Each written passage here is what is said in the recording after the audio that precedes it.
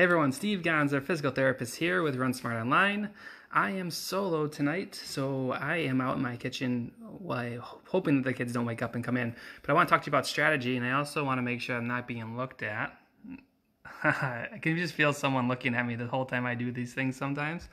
And that guy is usually the culprit. So when I started off running, I consistently went out too hard at races, and part of it was you get really excited, right? You're starting a race, the gun goes off, you're super excited that you're in this to PR or whatever it is. You just get really excited. And I always tell runners that they go out like Braveheart. If you remember the opening scene from the movie where Mel Gibson just screams, I'll just start charging forward. And adrenaline takes over. And then, if you ever had one of these thoughts during the race, oh my God, this feels so easy. And you start thinking, maybe I can do this for the entire thing. And then you get like 60% through the race and you're like, oh no, I shouldn't have done that for this. And then it just gets worse and worse and worse and worse.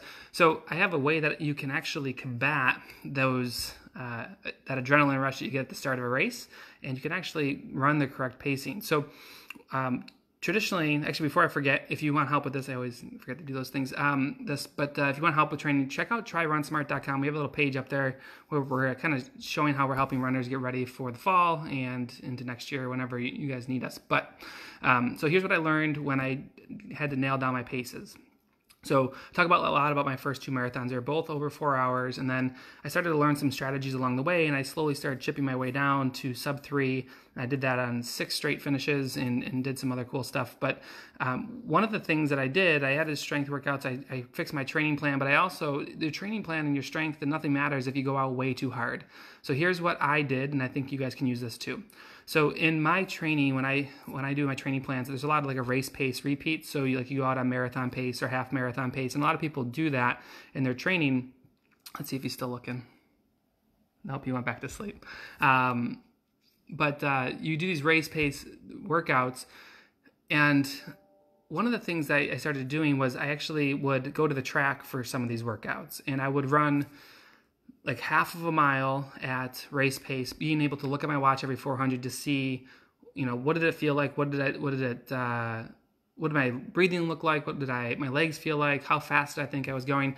And then for the second 800 or the second half mile, I would actually not look. And then I would just look to see where I clocked in at.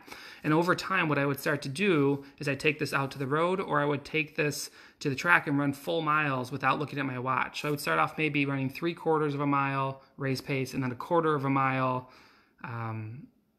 race pace, but not looking at my watch. And I would do this over and over, and then I go to half mile,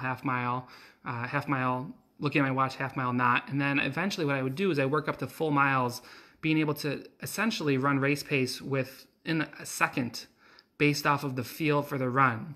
And what I found was, as I did this more and more for getting ready for a race, is that I would dial in race pace really well, and I would stop going out way too hard and blowing up.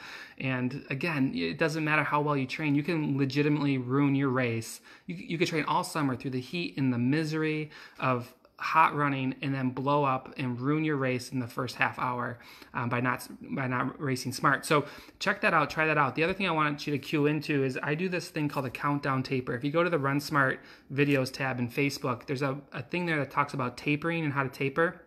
I laid out a taper plan that actually uses this ability to dial in your race pace as the race comes up. If you haven't watched the video on race pace taper, go to the video section on the Facebook page for Run Smart. It's in there, and I'll show you that whole thing. But these blind repeats where you go to the track, run a half mile with your watch, run a half mile without, really do well, especially as you get tired and you can start to feel what your legs feel like, what your breathing's like. And I found them extremely valuable. We use them in my training plans that you can find.